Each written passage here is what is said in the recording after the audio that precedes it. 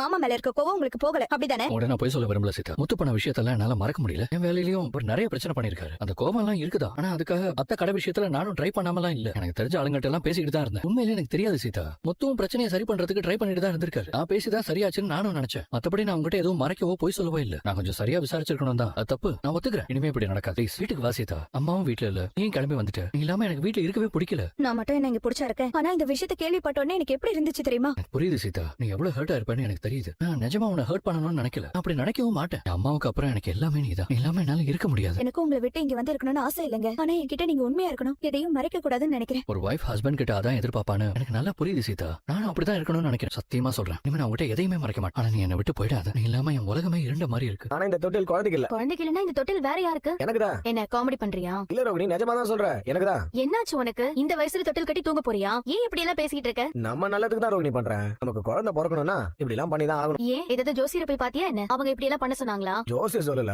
டாக்டரே சொன்னார். டாக்டரா? ம். என்ன சொல்ற? எனக்கு எதுவுமே புரியல. ரோகிணி, இன்னைக்கு நம்ம ஷோரூமுக்கு ஒரு லேடி அவங்க பையனை கூட்டு வந்திருந்தாங்க. சரி அந்த டாக்டர் தான் குழந்தை பிறக்கிறதுக்கு சில சைக்காலஜி விஷயங்கள் இருக்குன்னு சொல்லி இந்த மாதிரி எல்லாம் பண்ண சொன்னாரு. மனோஜ், நீ பார்த்தது நிஜமாவே டாக்டர் தானா? ஆமா ரோகிணி, அவர் எவ்வளவு பெரிய டாக்டர் தெரியுமா? சாதாரண டாக்டர் இல்ல, சீனியர் டாக்டர். அவர் சொன்னா கரெக்டா தான் இருக்கும். அந்த லேடி வேற நீ அப்பா ஆக மாட்டேன்னு சொன்னதுல எனக்கு ஒரு சின்ன பயம் வந்துருச்சு. அதான் அவர் சொன்னபடி செஞ்சுக்கிட்டு இருக்கேன். இதெல்லாம் ஒரு சைக்காலஜிக்கல் ட்ரீட்மெண்ட் தான். நமக்கு குழந்தை பிறக்கணும்ல. சொன்னா கேளு மனோஜ், வீட்டுல எல்லாருக்கும் தெரிஞ்சா சிரிப்பாங்க. அத பத்தி எல்லாம் எனக்கு கவலை